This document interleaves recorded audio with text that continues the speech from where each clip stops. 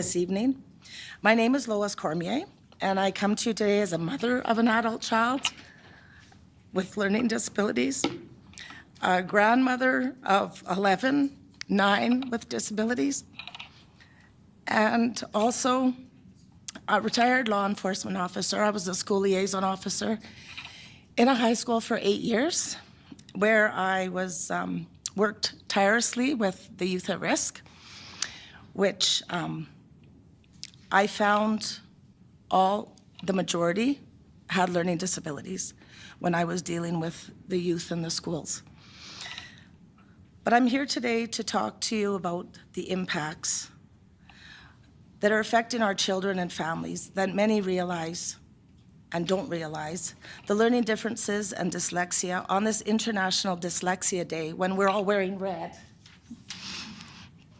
It's kind of unique that we're here on this day. These are not rare challenges. They're real, lifelong differences in the way that people learn, process, and express information. And yet, too often, they go unnoticed, misunderstood, or misinterpreted in classrooms that affect everyday living across our province.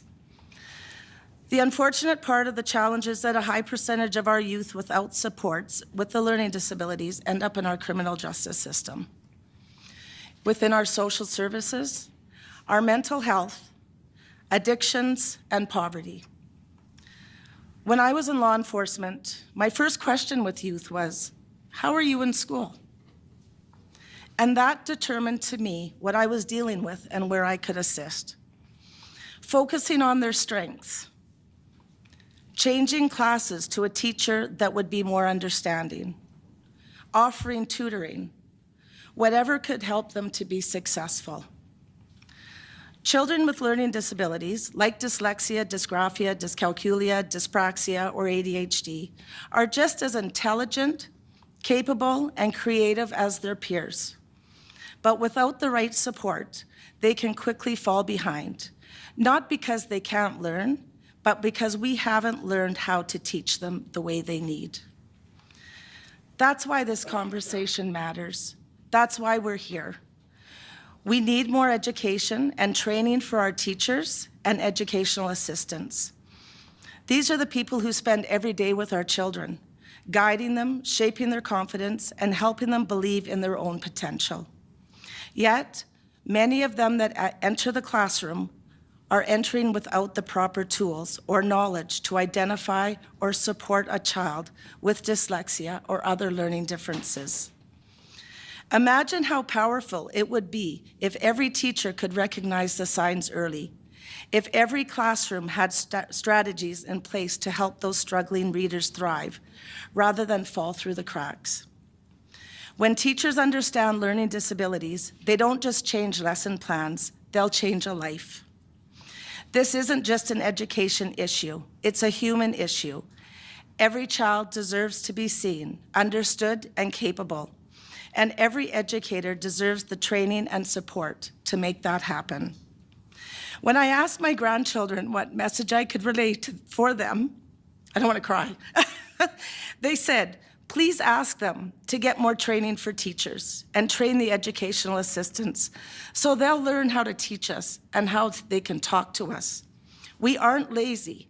We try our best, even though the teacher gives me 20%. My binder and my locker are a mess, and that's how my brain functions, so try and understand me. I need time. Don't get mad at me for sitting looking at the whiteboard, telling me to write everything when I can't even understand what is written, and I don't even know where to start. Don't tell me that you know I can do it, and I choose not to, when I'm already trying. Don't tell me to sit in a math class for a semester, to just sit there, not do the work. I won't get a credit, but I have to sit there to get used to sitting in a math class. And if I decide to start doing some work, then maybe the school will look at giving me a credit. But that's up to me if I want to. I want to do math, but I'm really struggling because I don't understand. So today I'm asking for a stronger awareness, better teacher education, more inclusive learning environments, because when we invest in understanding learning disabilities, we invest in the future success and the well-being of every child. I really think that education, social services, the judicial system, and health, we're all dealing with the same people. So all the funding that's going out to those different the different areas, we're all dealing with those same people. And I would love, at one point, I don't know if it's ever been done, but I really think there needs to be a study to see how many children have gone into the justice system that are dealing with the learning disabilities, as well as the adults. I did go to Europe because I wasn't getting the answers I was getting needed in Canada.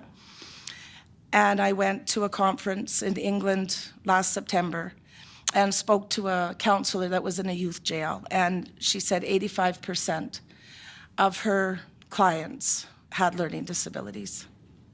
So if we could give those children and students self-confidence in a classroom, self-confidence goes a long way in life. And I think looking at my grandchildren and other children, and I'm here from Thompson, and so I have a lot of people that have also been chirping in my ear. And the self-confidence piece that they're not gaining in the classroom or in the school is huge. And without self-confidence in life, you don't go very far. So thank you very much for listening to me. Thanks so much, Ms. Cormier. Emily Lamoureux.